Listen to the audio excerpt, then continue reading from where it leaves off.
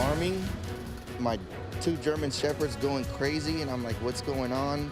My wife wakes me up. She's like, something's going on. So I step outside, and very vaguely I hear, evacuation, and I'm like, you're still trying to wake up, and I'm like, oh, okay. Yeah, you can say that again. Probably one of the worst ways to wake up. Breaking overnight, a flood barrier giving way, sending floodwaters rushing into the town of Pacific, into homes and businesses. You see people wading through it this morning. We've been watching rescues happening this morning as people scrambled to get out of their homes in the dead of night. We have live team coverage on every angle of this latest breach in King County this morning. This time in the town of Pacific, you're looking at one flooding area on the left, an evacuation center on the right where people have been coming and going and running to safety there with their pets and kids. A rare flash flood warning issued there, which is still in effect until about 7:45 this morning, so about 45 minutes to go. Thanks so much for getting with us on a busy Tuesday morning.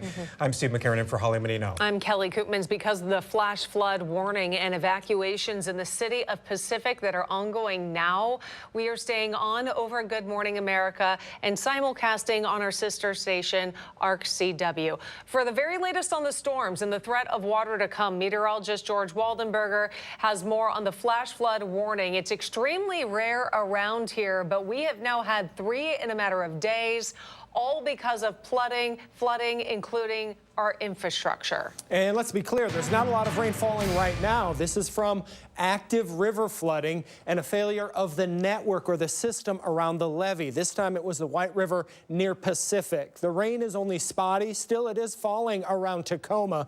We have ongoing flood warnings for the Green, White, and Cedar rivers. And right in the middle of that, there's that flash flood warning until 7:45 this morning for the Pacific area because of that levee system failure. There are numerous other flood warnings, including the Skagit River. At Mount Vernon, this is already rising near moderate flood stage again right now and should peak by either tomorrow or Thursday afternoon or evening at 34 feet, which would be just under what we had last week with that historic flooding. You'll get that peak or that crest a little earlier in Concrete, which is farther upstream. But coming up, though, I do want to walk you through the showers that are falling now, how they build through the day, when they transition more to mountain snow, and the winds you'll also experience coming up in the next 24 hours. Steve. All right, George, thank you. Let's get back to that breaking situation we've been tracking all morning out of the city of Pacific and King County. Just a stunning situation unfolding while most people were sleeping. And just chilling hearing that emergency broadcast, knowing this was not a test and that people in Pacific needed to get out of their homes immediately after the White River flood infrastructure called the HESCO barrier gave way in the dead of night. We have crews fanned out across Pacific in King County. We want to begin with KOMO's Natalie Fahmy with what we know about what happened overnight. Natalie? Kelly, Steve, yeah, several neighbors tell me all of a sudden they woke up because they heard helicopters, like you said, telling them to evacuate, kind of jumped out of bed, still waking up a little bit, only to find all this water. Crews came and evacuated about 100 people. No injuries reported this morning. I'll step out here so you can see what we're looking at. Way back in the back, that's where the levee broke and the second emergency wall as well. Now crews are using sandbags to try and block the water from coming further onto the street here. We had a lot of heavy machinery on this street earlier. They've moved around to the other side of the street as well, but I'll tell you, this water has seeped into the neighborhood quickly. Again, 100 people evacuated. Neighbors tell me it was scary this morning hearing the helicopters telling them to get out. They say they are concerned that the levee failed and were shocked to see just how much water came rushing through. We know, again, 100 people have been evacuated this morning. This has been a very active scene all morning long. Several emergency response teams here. Neighbors who have lived here for more than a decade tell me they have never seen anything like this before.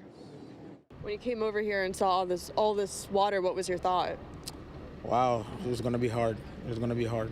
There's a lot of houses around here, so we'll hope the rain stops and, yeah, everybody gets safe. The overwhelming sentiment from neighbors this morning is that they just really hope that their neighbors are safe and are hoping for the safety of everyone. Was just thinking about how when it's dark outside, you can see there's a lot of water and it looks like it's probably pretty bad. But when that sun comes up, we'll really have a good idea of just how far this spans, how much water there is in these neighborhoods this morning. Live in Pacific, I'm Natalie Fahmy, KOMO News. What a morning for so many, and tough to see, but looks like they have that work underway now to try and keep some of those waters at bay. We'll check back later, Natalie. Thank you. Let's get to KOMO's Tyra Major. She's been talking to people that had to be rescued or evacuated overnight. Thankfully, now have a nice dry space to be. Tyra, what are you hearing from them? That's exactly what the Pacific Senior Center has been for people this morning, Kelly. A nice, dry space. They're making pancakes in there, serving coffee, making sure people feel at home in such a stressful time. You just heard Natalie say people were literally woken up in the middle of the night, sometime between 1 and 2 a.m., either by a chopper above their homes or by a loud emergency system there on their phone. Some people describe that sound to me as kind of like an Amber Alert, but this place is packed. The entire parking lot is filled with cars right now, and this isn't the only place with operating shelter. Just up north, there's a shelter as well, the Auburn Community Center. That's another place where people are going. But like I mentioned, people arrived here with what they could essentially carry, either bags. Some people had nothing at all. Many pets are in here, dogs, cats, lots of kids. The kids are so tired this morning. You can just feel for them, not knowing when they'll be able to go back home, go back into their beds. A lot of the kids in here, I spoke with some of their families, and they said that their school's either on a delayed start, but they probably won't even go to school at all just because of the stress of the situation. A lot of them not knowing how bad the flooding would get. Here's a listen at what one woman told me this morning. We got an alert. We got an alert to evacuate at 1:48. Never happened to me before. As long as I've lived in this area, or in this state, actually.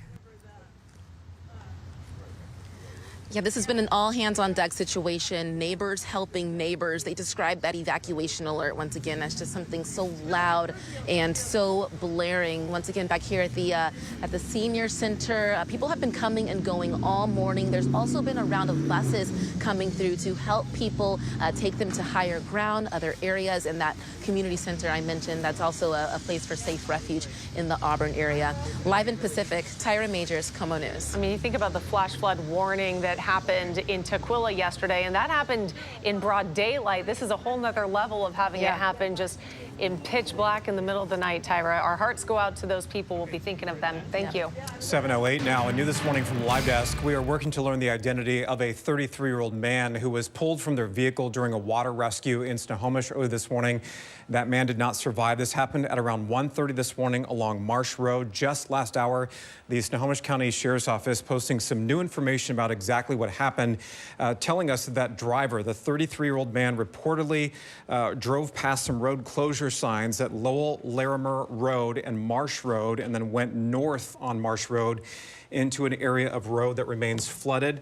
We're told that his vehicle left the road, entered a lower farmland or ditch area containing approximately 6 feet of water. When deputies got to that scene, they found the vehicle in the water.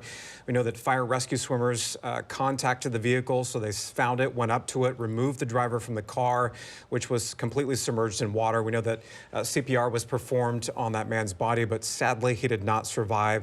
All we know about that victim this morning is that he's a 33-year-old man. Don't know where he's from. There was nobody else inside the vehicle.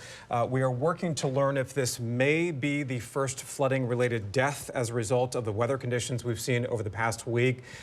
Certainly would change things with the first death reportedly out of Snohomish. We're looking into that right now, and hopefully we'll be able to confirm that here in the next couple of hours. Businesses north of Pacific in Tukwila are drying out this morning. Crews temporarily repaired a breach there at a levee along the Green River. All evacuations were lifted in an industrial park last night. King County leaders say the area is still not out of the woods yet, with more rain expected over the next few days. They say flooding is still a real threat, especially as water saturates the ground and puts pressure on local levees. All right, let's bring in meteorologist George Waldenberger and sort of talk about what's next. We talked about that situation in Pacific this morning with our crews down there leading to evacuations, rescues, that sort of thing. What happens now? Okay, so we'll continue to watch the rivers, the Green, the White River, even the Cedar River down there. They'll flow at very high rates at least through tomorrow. Okay, that's because we get another push of rain tonight through tomorrow morning. Now later this week, the outlook is for river levels to come down and flow rates to come down as well, because we'll get some colder air. That means more mountain snow as opposed to mountain rains that just run off into the rivers. So right now we're waiting for that final push of rain, and most areas are damp without any rain falling. There are some spotty showers, some light rain in spots, even some mist, but we have one storm system down and one to go. And notice it comes with a cold front. This one will be more successful at bringing colder air in. So the rest of the week will be colder, and that means colder in the mountains and snow as opposed to mountain rain, but it will come with strong winds, and believe it or not, even a risk of thunderstorms. So when the rain picks up later today, there is a chance of a line of thunderstorms with lightning or maybe even gusty winds as it passes this evening. Between the time you get home from work and you go to bed, you put the kids to bed, maybe some lightning flashes and a quick inch of rain in Seattle, and we could double or triple that in the mountains before the cold front sweeps in, drops the temperatures in the mountains, and that transitions to snow all the way down to 2,000 feet. That, of course, helps us out because it keeps some of that moisture from running into the rivers. For now, though, the rain is just isolated for the drive to work. And, of course, we have ongoing river flooding around King County. We have also the Skykomish River near Gold Bar, which at this point is forecast to crest moderate stage tomorrow morning. And the Snohomish River at both Snohomish and Monroe forecast to crest at moderate stages tomorrow afternoon. We'll let you know if these forecasts change hour by hour. Again, the showers pick up through the morning. I would plan on areas of rain during the lunch hour, and I would bet on it for the after-school pickups and the drive home with it getting heavy in spots. Then this evening, just look at the widespread rain moving in. There will be some downpours this evening. Tomorrow morning when you wake up, though, a lot of this is already gone. But the winds are going to be gusty. Some areas are under a high wind warning, and it will be probably rocking on the ferries if you plan on taking them this evening.